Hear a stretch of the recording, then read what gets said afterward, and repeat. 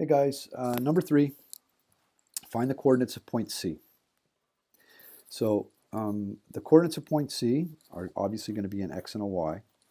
We don't really know very much about them, but we do know something. It has to do with the domain restrictions. We'll come back to that. First step always, identify the functions. So there's function number 1, here's function number 2. Function number 1 has a general rule of y is equal to ax squared. Now they've given it to me there. I still like to write them down. Y is equal to ax squared. There's my function number 1. And my function number 2 is the constant function, and they haven't given me that either, so y is equal to some number. And obviously, once we know the number, we'll be able to answer the question. I'm going to go to my critical points next. That's not a critical point, that's just a point inside function 1. But right there, that's a critical point, and the y is somewhere in the middle. We're not going to be able to read it directly, but the x we know is a 3, because the first function ends where the x is 3, and the 3 is right there. So the x is a 3. Don't have the y. Over here, we know that the x is 8, because the function ends at point C, and point C ends where the x is 8, right? X has to be between 3 and 8, between 3 and 8. So the 8 is there. So we just need that y. We can't really get that until we have the equation of this. And we can't have the equation of this because we have no points. So obviously then that first function is going to be really important. And we don't have that filled out yet either. So we're going to go ahead and fill in and find that a. So we identified that it's the quadratic because it starts at the origin. And I have a point.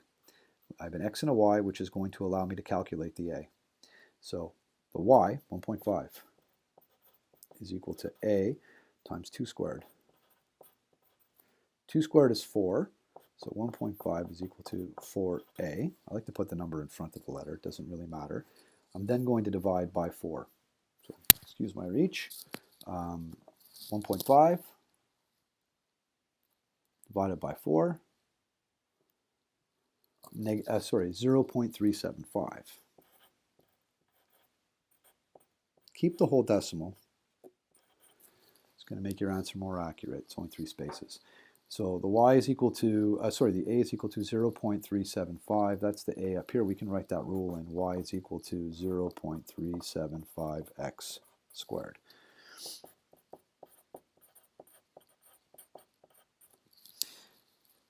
What that's going to allow us to do, now that I know that rule, I also know that for this point, which is also inside function 1, I know the x is a 3. So that critical point now becomes important again. The reason we got this rule solved was so that I can make the x equal to 3. When I make the x equal to 3, I can find the corresponding y of that point, which is in the function. So I'm going to sub x is 3 right down into this equation here. Y will be equal to 0.375 times 3 squared. 3 squared is 9, and then I'm going to multiply that by 0.375. So 3 squared, and you can see the 9, times 0.375.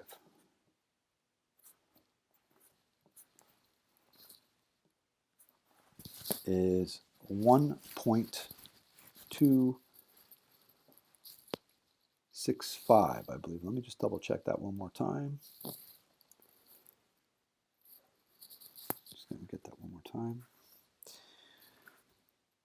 3 squared is 9 times, I always like to double check my calculations, 0.375 equals, oh, I've done something wrong. Oh no, I didn't. Okay, so it's 3.375. Sorry guys, my eyes aren't what they used to be. Y is equal to 3.375. Sorry, I made a calculation error there before. So there's the known y. The x is 3, the y becomes 3.375.